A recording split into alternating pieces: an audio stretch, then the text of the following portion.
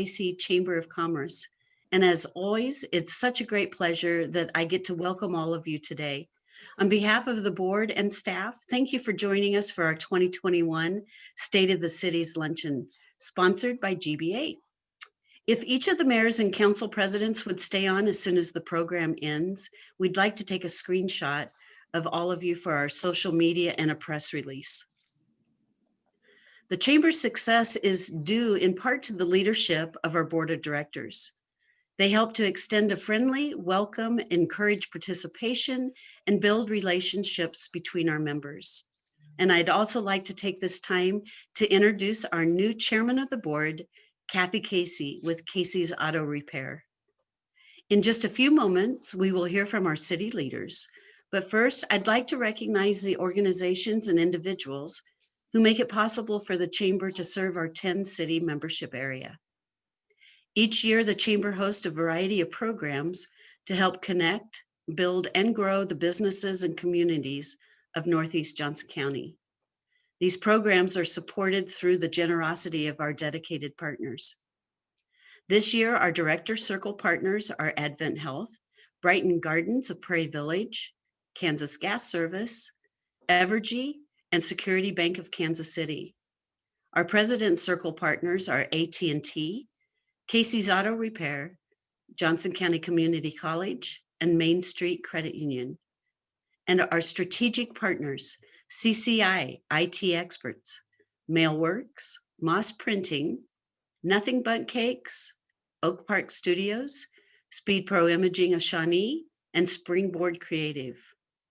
And a special thank you to our city sponsors and business sponsors for supporting us in this event.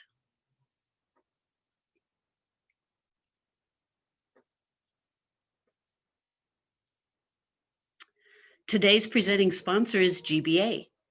Thank you for your continued engagement with the Chamber and our dedication and your dedication to our members. Now we'll hear just a few words from John Cooper with GBA. Well, good afternoon, everybody. She said, my name is John Cooper, and I serve as principal of GBA's Transportation Market. GBA is proud to be the presenting sponsor again this year for the State of the Cities Luncheon, and we're excited to see how it's going to go now that it's virtual. Guessing we'll hear an occasional barking dog or kids crying or the, hey, can you hear me, a time or two, maybe even a technical glitch, but we should be pretty well used to that now with as long as we've been under this COVID mess. But one good thing that may come from this is, we may be able to keep all the speakers on schedule this way, because I hear Kelsey has a dump button, so watch out for that. But to that end, I don't want to get dumped. So let me just say that this luncheon has always been one of my favorite events. And I think this year is going to be especially impactful, because with everything that's been going on in the world, it's going to be great to get some positive news about the things that are happening here in Northeast Johnson County. GBA has been honored to work with or in Northeast Johnson County on a variety of projects, providing engineering services that include road, bridge, sewer, environmental, stormwater, site development, survey, and a number of other services spanning from 47th to 159th and everywhere in between. Now, as you can tell, we offer a diverse menu of services that are focused on creating remarkable solutions for a higher quality of life, which is our core focus. I'm looking forward to hearing from each of our speakers today, and I do hope that they include a little good humor, which is pretty usual.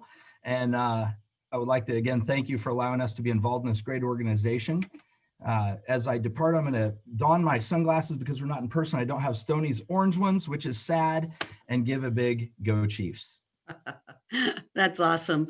Thank you, John. I really hope you know how much we appreciate GBA's dedication to Northeast Johnson County and to the NEJC Chamber of Commerce.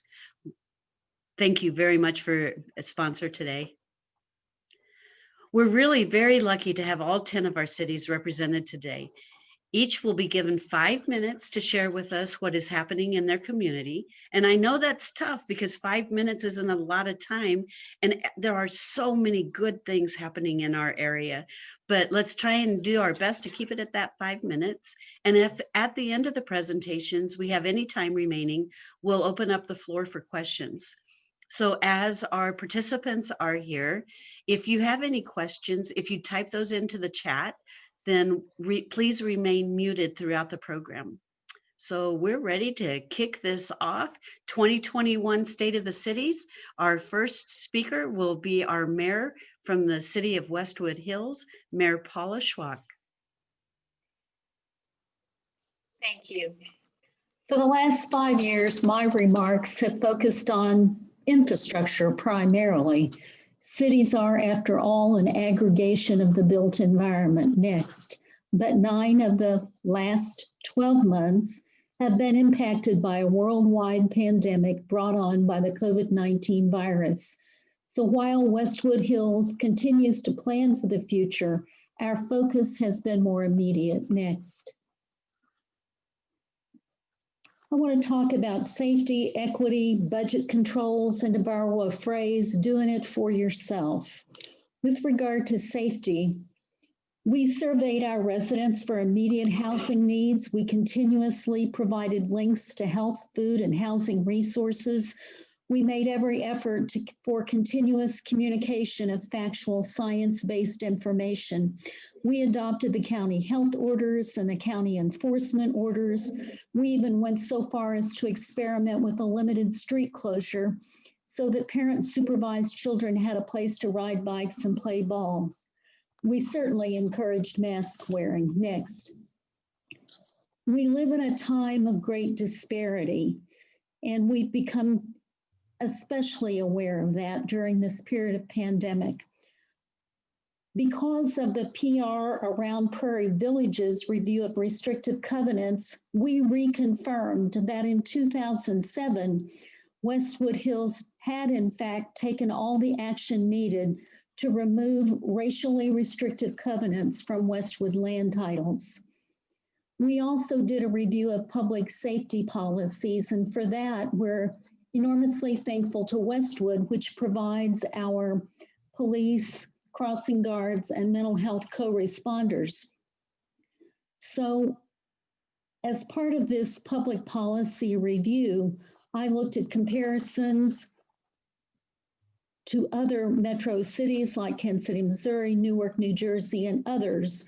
And we looked at issues like body cameras, use of force, demographic data maintained. We're pleased to say that ticketing is not, and for some time has not been, a major revenue source, that in comparison to other metro areas, our officers are male and female, brown, black, as well as white, and led by a chief who understands the need for equitable treatment. Westwood Hills fully is supportive of the recommendations of the Governor's Commission on Racial Equity and Justice and hopes to maintain itself ready for dialogue. Next. Budget controls have become even more important during this last year. With the City Council, we undertook a mid-year public reevaluation of the budget. We delayed capital expenditures, tightened the operating budget, and while our actual drop was nowhere near the 20 or 30% that we thought might be possible, it was in fact closer to a 10% drop in revenue. Without substantial cutbacks in actual expenditures, cash carryover, and funding, we would not have been able to have a cash carryover and be able to fund our capital improvement reserve. Next. The green is Westwood's only public space. It is a space for quiet contemplation and neighborhood gathering.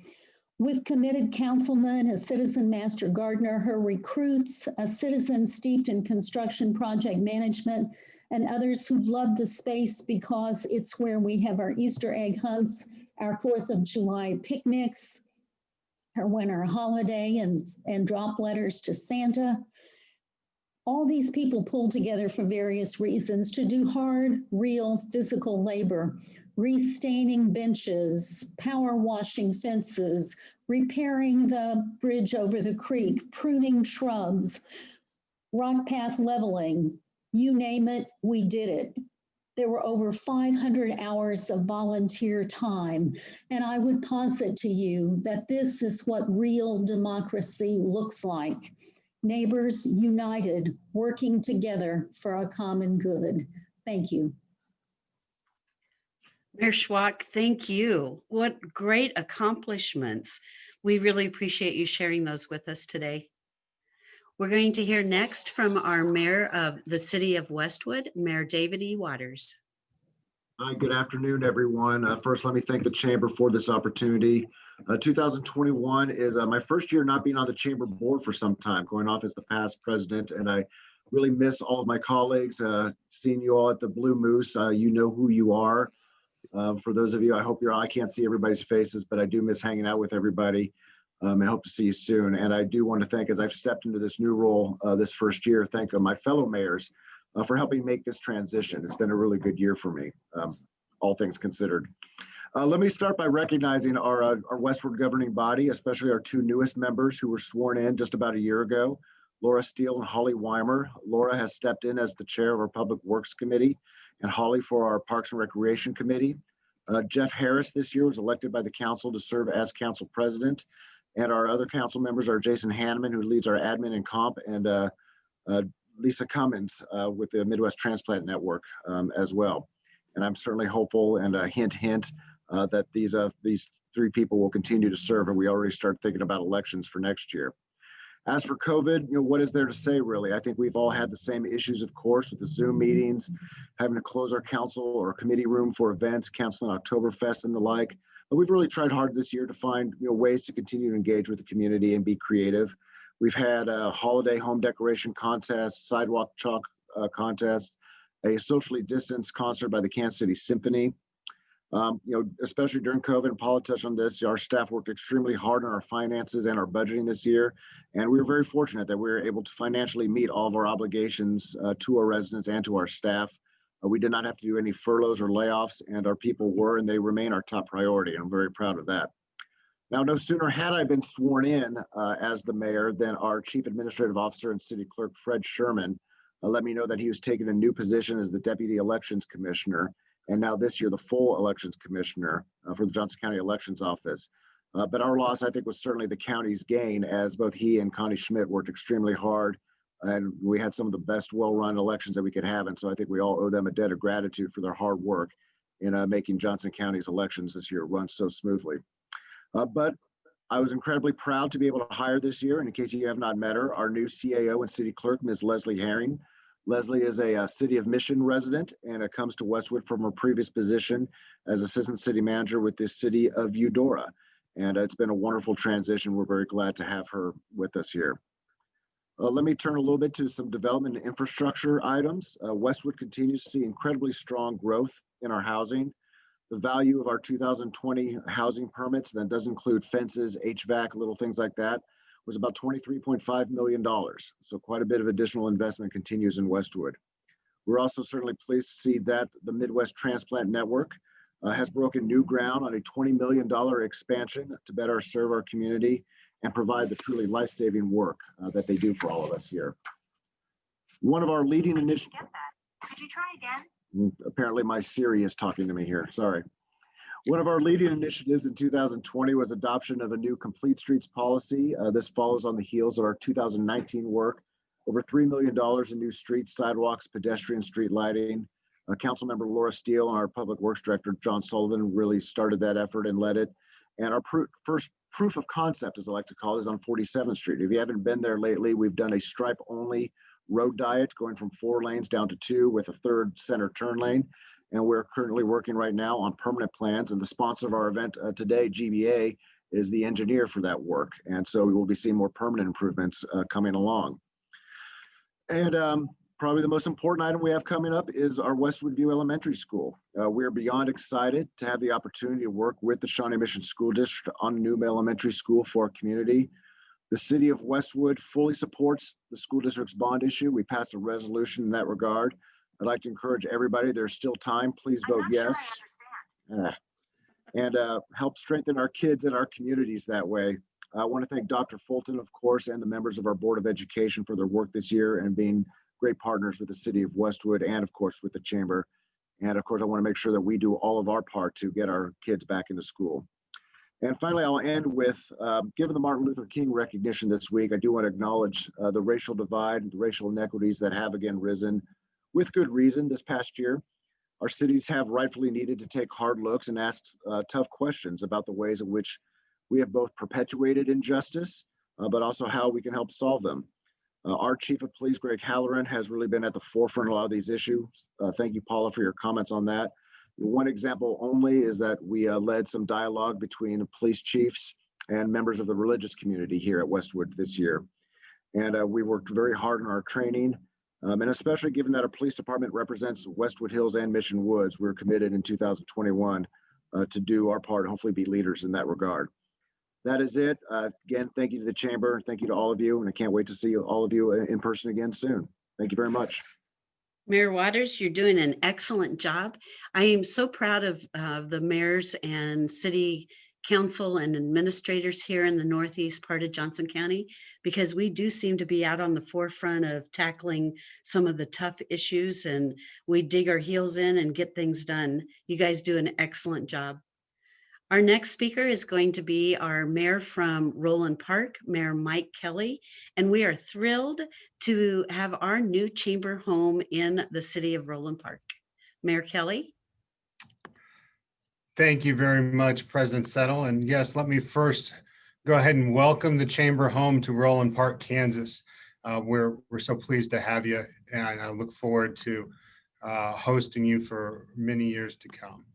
So let me go ahead and share my screen, and I hope everybody can see it at this point. It's been a really busy year for the city of Roland Park, and I'm really proud of what our staff and our council have been able to do. Let me go ahead and recognize our council members: Tom Madigan, Jan Fadley, our new council president, Benjamin Dickens, Jen Hill, Claudia McCormick, Tricia Brower, Jim Kelly, and Michael Rebney. I am very pleased to work with all of them, and I thank them all for their dedicated efforts to our community. It was a big year. It's the fruition of a lot of years of work in Roland Park for 2020.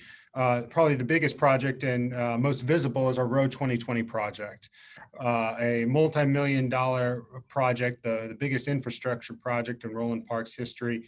Was administered through KDOT and included funding from the federal STP as well as Johnson County CARS. It goes from our northern limits to Johnson Drive, including all new curb and cuts, all new street lighting, 4 new traffic signals, median replacements, stamped concrete, mill and overlay, and coming this year will include 153 new street trees, as well as hundreds of new plants in the median. Our aquatic center also is getting a huge facelift, along with 11 new shade structures and improved ADA access. There's going to be new activity pool with multiple slides and play and spray features. Some of maybe the less sexy work, but nonetheless crucial to our city, is some stormwater maintenance work.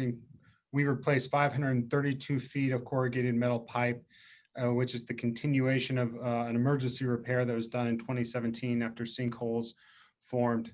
Our park is such a great story, and its evolution continues this year with a brand new pavilion, complete with fireplace and grilling equipment, seating amenities, permanent restrooms, ADA parking stalls, new sidewalks, as well as green space expansion. It's really beautiful. Please come and take a look at it. We've also been very intentional about the work we've done to protect the Roland Park of the future by focusing on climate action.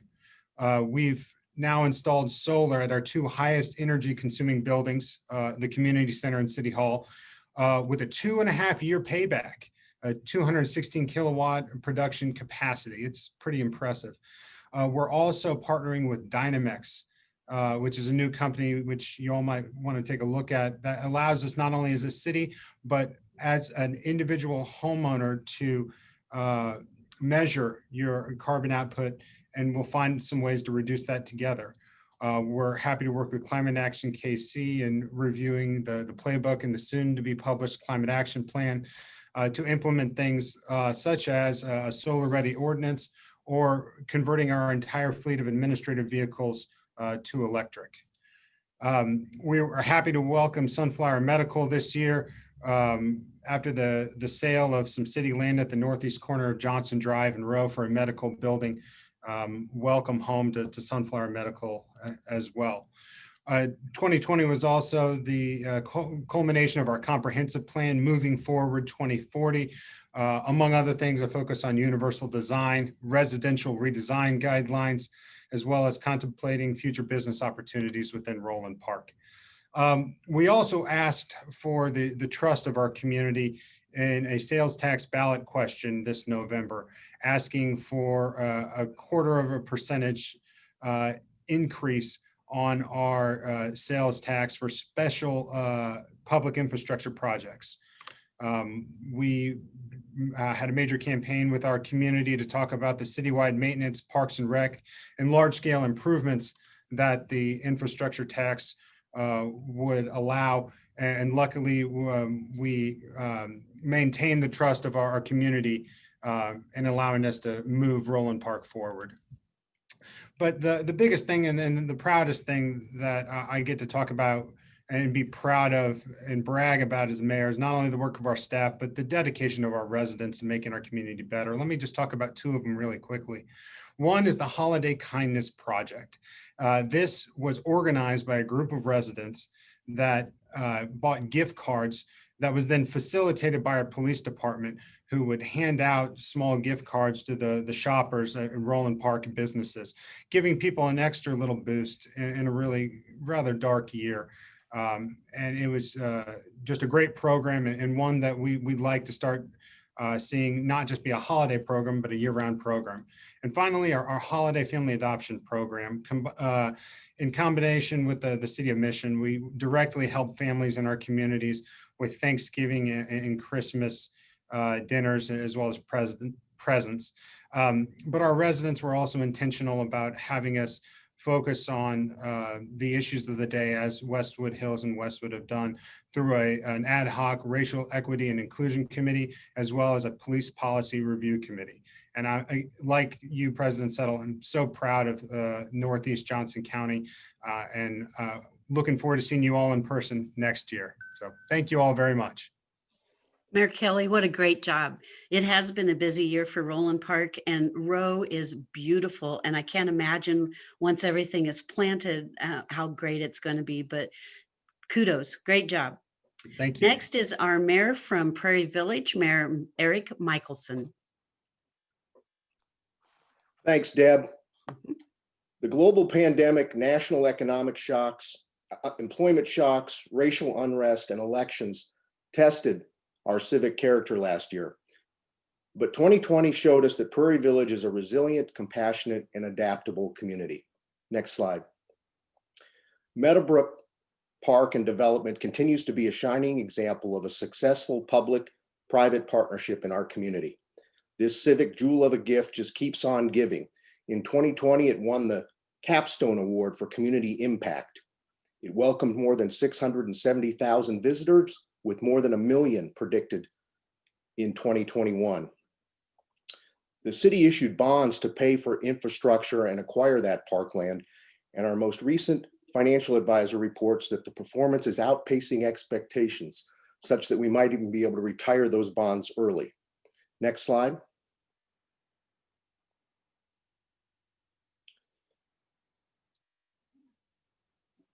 Next slide. Also in Meadowbrook, we opened the Inn, which is Prairie Village's first and only hotel, a beautiful hotel, along with 2 restaurants, Verbena and The Market. Next slide. We saw our share of business closings like everyone in 2020, but we had as many or more business openings and expansions.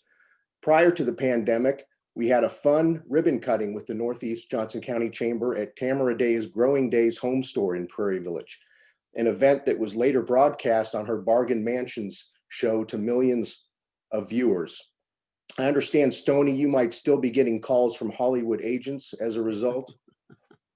Also, the Va Bene Italian restaurant, 2020 Fit expansion, somersault ice cream, the list goes on. Next slide. We successfully adapted several popular civic events so the community could still engage and celebrate even during the pandemic. Our traditional Independence Day celebration, Village Fest, became a drive-through event where we greeted hundreds of area residents, many of whom decorated their vehicles to parade through the municipal campus with their children. Our mayor's annual holiday tree lighting went completely virtual, and that Prairie Village Foundation received record contributions to help vulnerable families.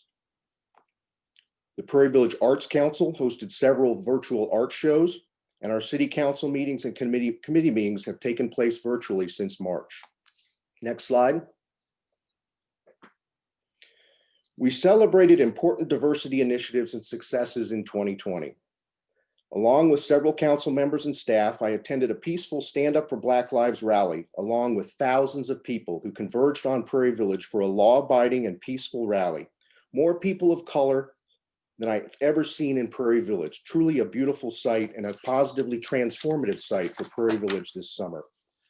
Our new diversity task force developed prioritized action steps and initiatives to make Prairie Village a more diverse and inclusive community. And just a few weeks ago, I was honored to appoint and swear in Byron Roberson as our 7th Prairie Village Chief of Police and the first Black police chief in our community. Next slide.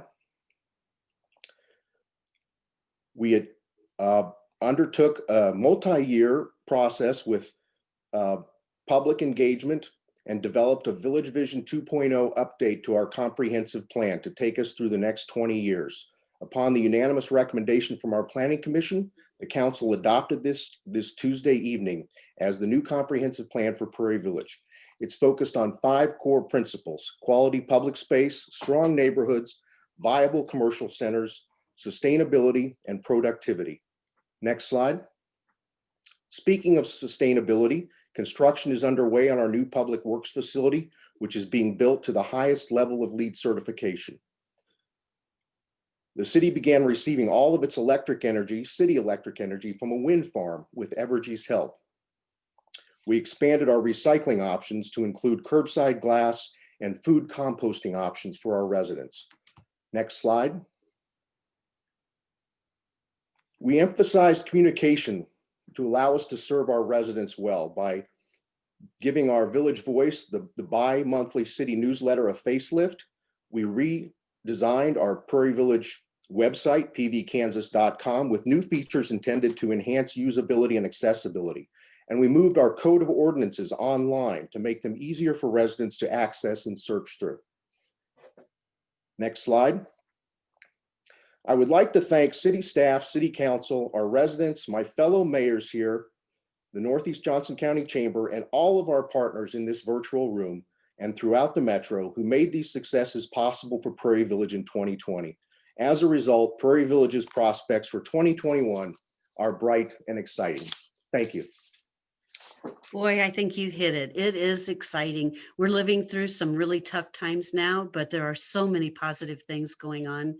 The Meadowbrook Park, every time I drive by there, no matter how cold it is, there are kids out there playing, and how beautiful. Great job. Next, we're going to hear from Councilmember Kirk Skoog of Overland Park.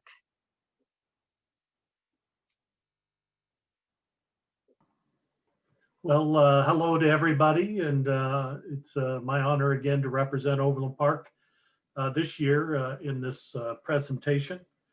Like my previous mayors up to this point, I want to just take the time to say that how well and how impressed and how lucky we are to have the frontline workers that we have in our local communities. They've been tested this last year during COVID, and they have come through and demonstrated how much they care about the residents of our communities.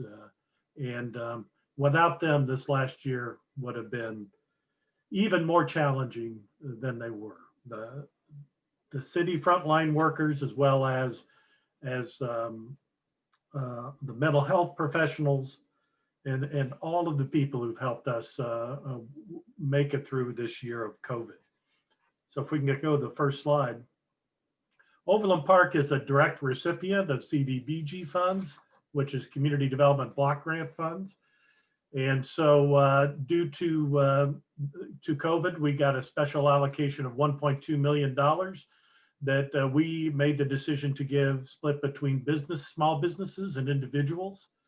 The money for the individuals really follows our typical CDBG funds, which is to help with rent and energy and other needs of individuals and families that are having challenges. Those additional monies have been fed through those distribution channels with Catholic Charities, Jewish Family Services, Metro Lutheran Ministries, and Safe Home. And then the special program we did is with for small businesses, where we're giving grants to help pay for rent for small businesses. And that's being facilitated through the Community Capital Fund is the organization that's helping us do that. Next slide, please.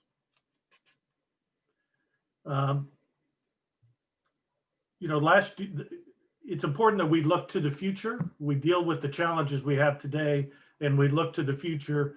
And one of the most exciting programs that we have going forward is we were just awarded a grant from Mid-America Regional Council to do a Merriam Drive corridor study. I think this is we work very closely with neighbors, communities, almost everybody who's here. But I think this is the first time that we've worked with so many partners. So this project is a coordination with the Unified Government, Merriam, and the City of Mission to re-envision what Merriam Drive can look like moving forward. It's going to consider land use, mobility, stormwater solutions, and really hopefully reinvigorate this very important corridor that was created by the founder of Overland Park, Mr. Strang. Next slide, please. We're all very happy with the demolition of the hotels at Shawnee Mission Parkway and Metcalf. We're happy they're gone. Eyesore and our police department is probably the happiest of all that those buildings are gone. And we're starting to see the replacement of those projects.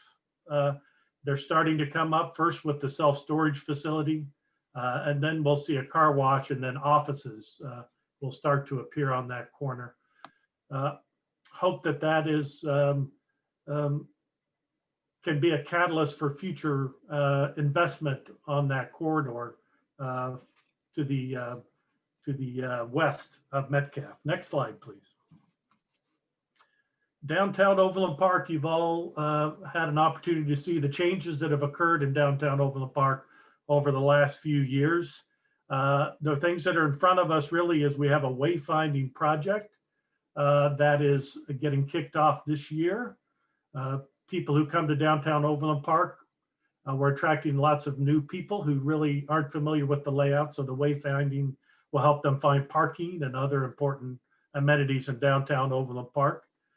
And then we have in our CIP, our capital improvement plan, is a renovation of the farmers market structure. And so that's going to be in 2023 as we take what has been a very pivotal structure that has driven the success of our farmers market and really re-envision it on the same location. You may know that we acquired the car wash that was adjacent to the north of the farmers market. And so we have ample space down there to rebuild that structure. Next slide, please. And then last, I'll just hit really quickly. We're doing a study to expand 69 south of 435. If you've been down there, you know how congested that is. Most congested roadway in the state of Kansas. The concept is to put an express lane. That would be one toll lane, and while they're replacing the two existing lanes.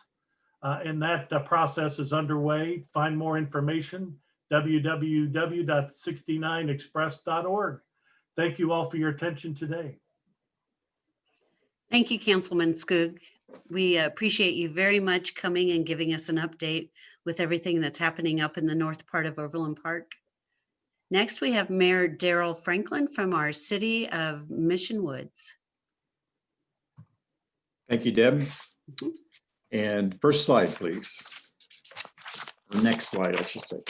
For 2020, we resurfaced our streets during the year, which was a much needed project. And we also corrected a storm water damage problem that had been going on for several years. So those were two great accomplishments that we did last year. And actually, we were pleased that our revenue exceeded expenses in 2020, which was a pleasant surprise in the COVID year. But looking forward, we have a project we're calling Connected Community Sidewalks. The city of Mission Woods is divided by Shawnee Mission Parkway. We have residents living both north and south of the parkway. There is currently only one sidewalk north of Shawnee Mission Parkway in Mission Woods, and that is on Rainbow. Next slide, please. Project scope, we would like to construct a new sidewalk north of Shawnee Mission Parkway from Rainbow to State Line, then north on State Line to 50th Terrace, which it's represented there by the red line in the map. The project purpose to fill the sidewalk gap network to provide benefits to everyone who lives, works, visits in our community, and those passing through to reach nearby destinations. Paul, you can see Hi-Hat Coffees there on the map. It make our residents easier to walk for a coffee in the morning. Next slide, please. The goals: by providing a connected and dedicated sidewalk for pedestrians, our city aims to improve walkability and livability for our residents, businesses, institutions, visitors, increase sustainability by encouraging walking rather than getting in our car for a short trip, and increase safety by keeping pedestrians off roadways. Next slide, please. You can see, I mean, the picture at the bottom, that is state line. So they're actually people walking north. There's no sidewalk there, so they're actually in the middle of a busy street, which is not safe. So again, want to improve walkability, livability of our residents, increase sustainability, keep pedestrians safe by keeping them off Shawnee Mission Parkway and State Line. Next slide, please. Where are we? We're in the initial planning stage. We've met with all of the stakeholders, which, in addition to city residents, would be the University of Kansas healthcare system, Carbank Real Estate, the owner of the 1968 Shawnee Mission Parkway building, Pembroke Hill School, and the Kansas Department of Transportation. We've met with everybody. So far, we've been pleased with the enthusiasm for the project and the support. So we have one more follow-up meeting with one of the stakeholders, and then we're ready to move into hopefully the design and secure funding stage. So hopefully when we're together next year, that red star is advanced quite a bit to the right. So thank you very much, Deb. Mayor, I know this is a project dear to your heart, and it's so good to see the progress that you're making. Keep up the good work. Thank you. Next is our City of Mission Hills, Mayor David Dickey.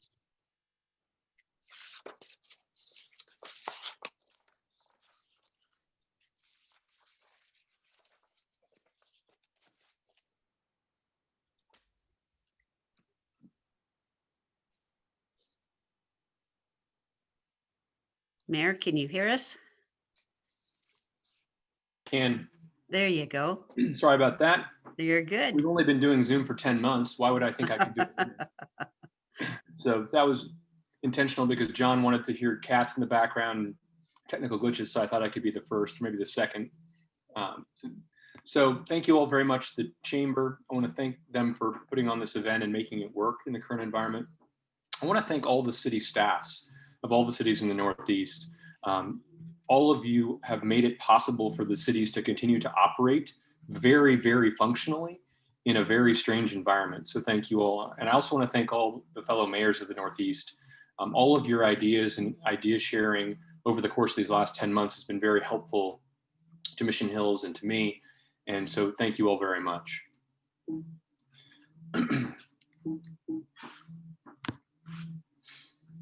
So the state of our city is good. We are unique, as many of you know. We really don't have any commercial businesses. Crime and safety, however, is always our #1 priority. and has continued to be. And having everyone home actually made that better in 2020. We had one of our best years in terms of low crime. That said, I know there's been an uptick recently in neighboring communities, and we see it as well. And so I'll remind everyone here that 90% of the cars stolen in our community or broken into were unlocked with the keys in them. So help us, help your other residents, please lock your cars. Our big news is we have a new city administrator who began January 1st. Many of you know her, Jennifer Lee. She's been our assistant city administrator for more than 15 years. We were thrilled that she's ready to step into this role with the retirement of Courtney Christensen. As Mayor Michelson said, Byron Roberson is now the new police chief for Prairie Village and Mission Hills. And Byron is awesome. And I'm thrilled to have him in the role because he's a very, very talented law enforcement person as well as a leader. And I think Eric referenced the fact that having the first African-American police chief in Johnson County history is a neat thing. We will have a new fire chief, many of us, come April 1st. Our city is in a strong financial position. Our revenue model is very different than many of my peers. And as a result, a lot of the home delivery has actually helped us overall. And we had greater revenue than we expected for 2020. And obviously, we have operated very differently during the pandemic and will continue to do so. Infrastructure investment continues to be a high priority.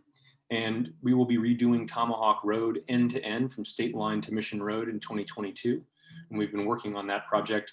And we'll probably be making a few changes along Tomahawk Road to increase its safety, beauty, and connectivity.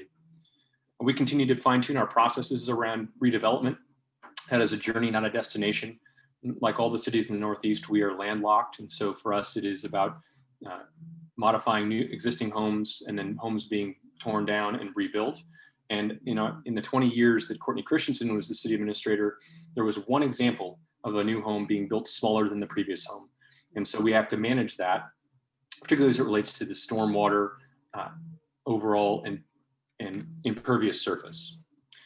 Our community engagement was basically put on pause in 2020. We had a wonderful year in 2019. We will renew that again here later in 2021. I'm very confident of that. And then our volunteers are critical. Every one of our board members, every one of our council members is volunteering their time. And so that makes our city work. So thank you very much. Appreciate the opportunity to speak. Thank you, Mayor Dickey. And you hit on so many great comments. One is the volunteerism. I think that's one of the things that makes our region here in Northeast such a great place to live, work, and play is all the volunteers. Next, it's my honor to get to introduce Council President Arcy Arthrock of the City of Mission. Hello, thank you, Deb and the Chamber for this opportunity. Go ahead and go to the next slide. Mission, like the rest of the cities represented here today, continued to make good progress on our goals, even in light of the challenging circumstances of 2020. The Mission Bowl property damaged by fire in 2015 will see redevelopment with a multifamily project brought forward by Sunflower Development Group. The project will have 161 units, including 7 live work units. Residents will be able to walk out their front doors to the Rock Creek Trail with great proximity to downtown Mission's shops and restaurants. The city and the developer negotiated terms that 20% of the residential units will be affordable and attainable. In addition, the building will be certified to a LEED Silver standard. The new Mission Trails development at Johnson Drive and Lamar Avenue was completed in 2020. The project was the latest developed by EPC with 200 units, and residents began moving in during the spring. Currently, the development is 73% leased. Additionally, we have the Tidal Wave Auto Spa on Johnson Drive that is scheduled to be complete this spring, and a new Taco Bell coming in, as well as Stroud's Express and a new wing stand by Jefferson's proposed for a space at Knoll and Johnson Drive. Next slide, please.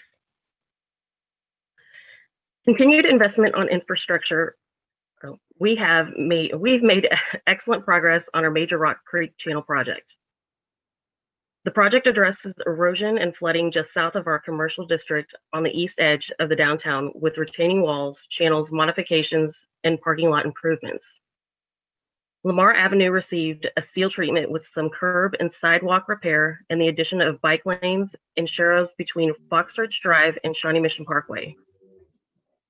We're proud to be adding our miles of bike infrastructure in Mission and celebrated the completion of the lanes with a COVID-safe reveal party and group ride with Bike Walk KC in September.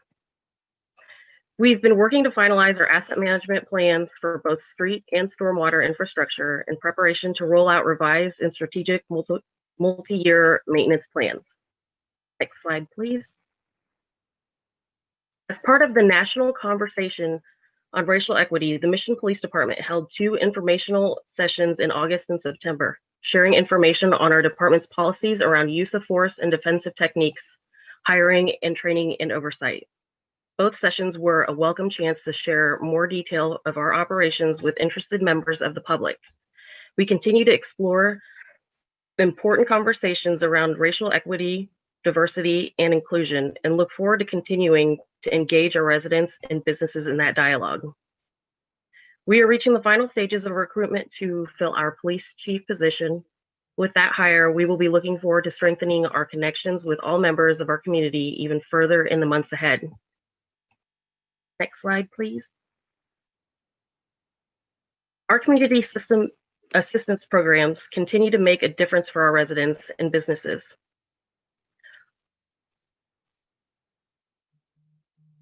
Our community rebate program assisted multiple families in assistance on their utility bills, and the Mission Possible program providing homeowners with the cost of home maintenance projects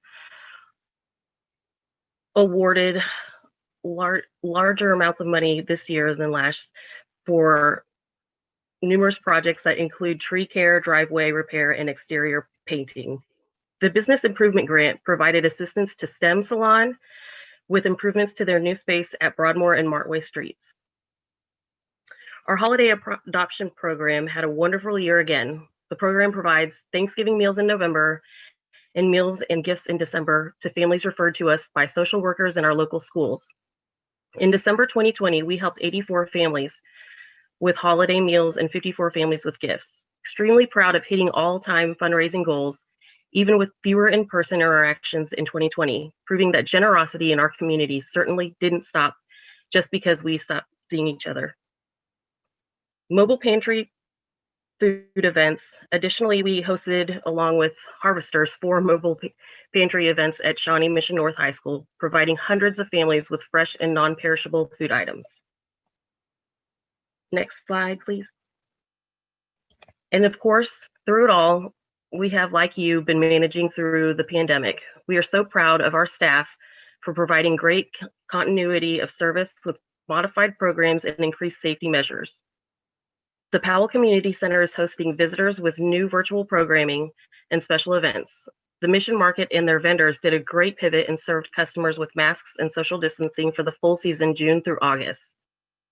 Our building department and municipal court made many modifications that improved safety, but also increased efficiencies for our customers and our staff that I'm sure will continue even after COVID-19 is a thing of the past. And that is our focus now, a world after COVID-19, keeping our eyes looking forward so that we're sure to continue our success both now and in the future. Thank you. We are so proud to get to partner with cities here, and City of Mission, you do an awesome job with your generosity. The volunteer hours that you guys put in, incredible. Keep up the good work. Mayor Sissom with the City of Merriam, would you tell us what's going on in your fair city? My pleasure. Well, 2020 was just right. It was a strange year, thanks to COVID-19, but still just right in the City of Merriam. While we missed our normal large lineup of community events in our parks and community center, we continue to focus on building community, from opening our new community center to investing in our residents. Go ahead, slide 2. 3 very difficult, challenging, hard years finally came to fruition as we opened our doors to the Merriam Community Center last summer. This facility has created a sense of community and second home for our members. who've enjoyed our state-of-the-art fitness center, walking track, and gymnasium. And for our visitors who have participated in classes and one-of-a-kind programs, they've also enjoyed it as well. Our staff has done a great job of keeping everyone safe, feeling safe during COVID-19, particularly with the roller coaster regulations we get sometimes from the county and the state based on COVID. Slide 3, please. Investing in our streets. When you drove through Marion last fall, you probably were familiar with our largest construction project in 2020, reconstruction of Johnson Drive west of I-35. This is just one of many projects we've had. Our city has been engaged in an extremely robust street replacement program since the 1980s. Although that project was our most visible, we also had several significant other projects that were in progress as well, including drainage projects and new residential sidewalks. Next slide, please. We continued several grant programs last year, including our exterior home improvement grant. The city gave $50,000 to residents to make home improvements, from new driveways and siding to new decks and sheds. And the program saw great success. In 2020, the city was able to leverage nearly $6 in private funds for every $1 of city funds, and all residents made nearly $300,000 in total exterior home improvements. At the end of the year, we announced two new grant opportunities: a residential sustainability grant for residents to install home improvements such as solar panels and energy efficient HVAC systems. The city also has a new grant for businesses in our downtown district. We can't wait to see what kind of changes will be made in 2021. Next slide, please. Each year, our staff is the recipient of awards, and 2020 was no exception. Our high level of service was recognized at state and local level. To highlight a few, the city of Marion won a state award from the Tourism Industry Association of Kansas for our visitor's guide, and we received 1 gold and 4 silver Prism Award from the Greater Kansas City PRSA for various communications projects. Next slide, please. COVID-19, what else can be said about it? Took us all by surprise, and what we thought was going to be over in the fall, well, it continues through today and for the foreseeable future. I'm proud, though, how the city responded and handled the pandemic. I'm grateful to all of you. We were able to learn from each other, ask questions, and say that what worked and what didn't. We worked as a group in that, and very collaborative. We went from in-person events to countless Zoom meetings. We figured out things like plexiglass heights and how much PPE to order together. So thank you all for your continued support during this pandemic. Slide 7. As we move into 2020, I'm excited to see what the new year holds in our community. Next slide. We are near the end of updating our comprehensive plan, like many of you are, with large community input to create a vision for Marion in the year 2040 and beyond. This plan will set the tone for the future developments in Marion, and while continuing to make our city a great place to live, work, and play. Next slide. We have an exciting new project that's going to be starting soon as we see the library move their location from 63rd and Antioch to our municipal plaza right next to our new community center. Should be a couple of years before it's done. This year, the library will begin the design process, and this has been a great partnership, and that we can't wait to see what happens in the final look. Final slide, please. 2021, we will continue our work to make Marion a community that's just right for everyone. I look forward to working with the chamber and our community and the staff to develop and implement programs that reinforce the building of our community together. Thank you very much for my time. Mayor System, thank you so much for all those words. You know, being the oldest part of Johnson County, isn't it amazing to see everything that's being put back into our infrastructure and keeping things with the grants that the cities are doing? You guys are doing a marvelous job. So our last mayor to speak today is our mayor from the city of Fairway, Mayor Melanie Hepperly.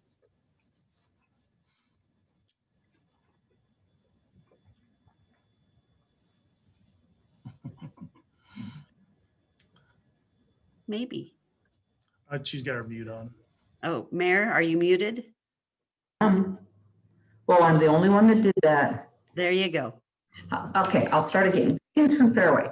I would like to thank GBA for sponsoring our event. We appreciate it very much. Like some of our neighboring Northeast cities, Fairway placed a hold on our capital improvement projects during 2020. With revenues uncertain, we completed only one mill and overlay project needed due to a Water One project in the city. As a result, we ended the year with a strong financial position, allowing us to project completion of those delayed projects in 2021. Staff was able to provide services to residents with no noticeable differences, and thanks to all of them. During the latter part of 2020, we began our CCTV project to determine the condition of all stormwater infrastructure. We're keeping our fingers crossed. For the first time since 2018, our police department was fully staffed at the end of the year. COVID funds were used to replace our aging AV system, allowing us to live stream our city council meetings when we eventually meet in person again. We also installed a projector for our virtual Parks and Rec programs. New city projects in 2021 include a new website to be rolled out in the first quarter. Nathan, if I could have the next screen, please. Our new website was developed with the help of our assistant city clerk and also one of our former council members. That project, our site needed to be updated, and we're looking forward to that being rolled out in February. By mid-year, we should complete a new pocket park. This addition to our green space is a result of a generous gift of land and improvements given by a Fairway family in honor of their late daughter. The city is very grateful for this wonderful gift. A CID district has been created former Stroud's restaurant property. The developer will build a one-story, 3-tenant retail building. Demolition should begin by mid-year with completion at the end of the first quarter of 2022. During the past year, our Parks and Rec department really stepped up and became very creative during this time of COVID. And here's the results: how we entertained ourselves and engaged our residents during this time of COVID. We had a Fairway photo contest, Pets of the Month, costume contest. Nathan, next slide. We played a clue game throughout the city. And you can see our police chief on the back of one of his horses. You see our public works director there in the center of your screen. Our Shawnee Indian Mission site director, Vicki Tillery, our rec supervisor, Bryce Silken. Kind of hard to tell that that's him, but it was a fun game. Go ahead, Nathan. Our driveway trick or treat, city staff constructed a Halloween float, and we drove the city, delivering to 65 different homes. Over 150 children received Halloween bags. The event took about 2.5 hours, and it was a great time. Next slide. We also had a tea party in a box. This was held with the help of the Shawnee Indian Mission, and you can see all of our little participants there. They had a great time. Go ahead, Nathan. We had Santa's workshop. We held that at the Fairway Pool in our multi-purpose room there. We allowed one family at a time to come in, visit with Santa. We had 164 children registered for this event. And it was so successful that we're going to add that to our offerings each year. It was great fun. Nathan, is that the last one? I believe it is. That's it, Deb. Thank you very much. Mayor Hepperly, thank you. What creativity. There were great opportunities for your citizens. Good job. You're welcome. We had one question come in, and I know it's really close on time, but I'll just ask real quick because I think a lot of people are interested. Would one of the mayors jump in, or we might need a couple? Do you think the city pools will be open this summer? Yeah, I'm Man. happy to give you Prairie Village's perspective on that. And that Okay. answer is yes. I do expect there may be some adjustments of dates and protocols, but we definitely are planning to open our pools this summer. It's great to hear. Mayor Sissom, I see you shaking your head. That's the plan. Yes. Well, sounds like that might be our answer. We'll keep our fingers crossed and say our prayers that happens, because I do think that's important for all of our citizens and our kids to get back outside like that. Well, I don't know that we're going to really have any time for more questions, but I can say with confidence that if you have a question, reach out to your mayor or someone on your city council, because I know everybody that has participated today so willingly wants to share with us. So do reach out. I want to say a special thank you to the mayors and the council presidents for speaking today. We so appreciate your service and look forward to your leadership again this coming year. And then I would be remiss if I didn't say a special thank you to our incredibly talented staff. Stony Bogan and Kelsey Webb, you guys rock. You make all of this possible, and I am so honored to get to work with you every day. Thank you again for joining us at this year's State of the Cities. And if you haven't already done so, please like us on Facebook and then watch for our focus that goes out every Monday. It's a great way to keep track of what else is happening with the chamber and the events in Northeast Johnson County.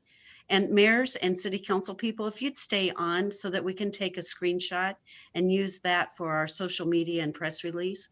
And please enjoy the rest of your day. Thank you again for being with us. Have a successful year.